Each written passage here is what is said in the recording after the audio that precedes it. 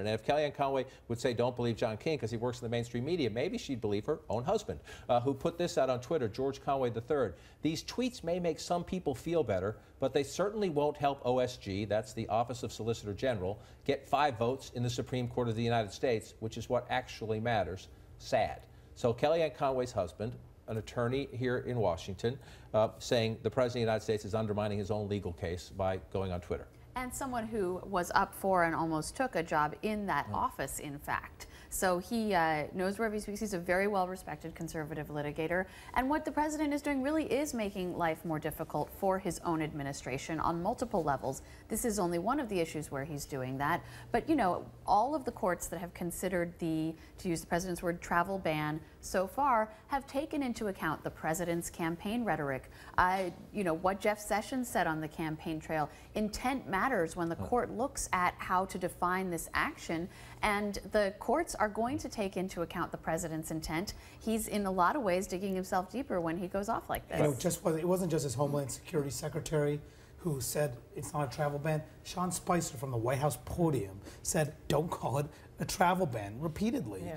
And as you guys, as you know from being there, Donald Trump's criticizing basically his own staff for having that message. I thought the most striking thing about these tweets was the divide it showed between him and his staff. You know, saying that you know, the Justice Department should have done this, that they shouldn't have introduced this watered down thing, and that we should go to the Supreme Court and do this. He signed it. Yeah, and you know, you can tell them what to do in the travel ban. You can tell the Solicitor General what to do, like, you know, but it just pushes this perception of, you know, the staff trying to protect him and keep the president away from himself. And to your point, another one of the president's tweets this morning was the Justice Department should have fought and should continue to fight, I think was the context of the tweet, for the original travel ban, which was later watered down. The original one is what was called clearly by the courts an unconstitutional religious test. Again, the president said that days before the Supreme Court will consider this case. If you are arguing against the administration, yes, you use your law school arguments, but you also just hold up the president's tweets and says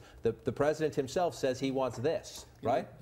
This series of tweets today make one think of a government organizational chart in which you have the president and then everything else in the government and no line connecting up to the president, or the president in a sense isolating himself from everything that's being done in his government on his behalf, which he's been complicit in. As you said, he signed the watered down version of the travel ban. It becomes comic sometimes to see people who work closely with the president, who are loyal to the president, who are paid by the taxpayers, the United States government, go on television with the White House behind them and say, pay no attention to the words of the President of the United States. It's easy to laugh about that. It's easy to make political hay about that. But there's something serious wrong within this White House when they're essentially saying, listen only to the, are they saying, listen only to the president when we're able to coach him, to lead him, to protect him with a teleprompter? Is that what they're saying?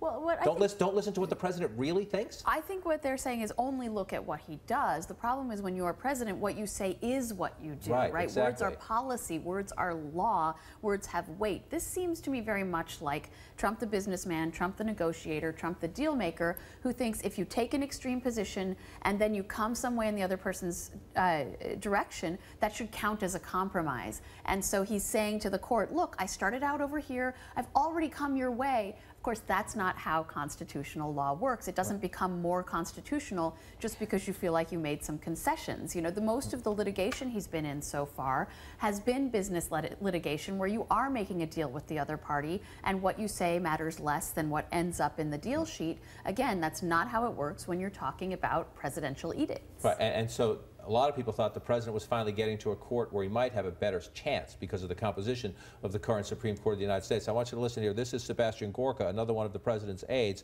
on television this morning. My colleague Chris Cuomo trying to ask him pretty clearly. The president calls it a travel ban. The people pressing the case in court say it's not a travel ban. Why the discrepancy? I'm not going to fall into the trap of us being the spin meisters when CNN is one of the greatest purveyors of fake news. The fact is, it's been the same since the beginning. From the first EO to the second EO, it's one thing, Chris. It's about protecting Americans. And if anybody out there has a problem with us trying to keep Americans safe, then they need to look in the mirror and they need to ask themselves whether they are the purveyors of fake news. So if you don't agree with the President of the United States, or you raise legitimate questions about the Homeland Security Secretary, and all the lawyers say this, the President says 180 degrees different, you're purveying fake news. You're not asking questions in a democracy about your leadership. The question was about what the President said on Twitter. It was nothing really beyond that, and it was an effort to sidestep and run away what the President is tweeting about. It goes back to your underlying point.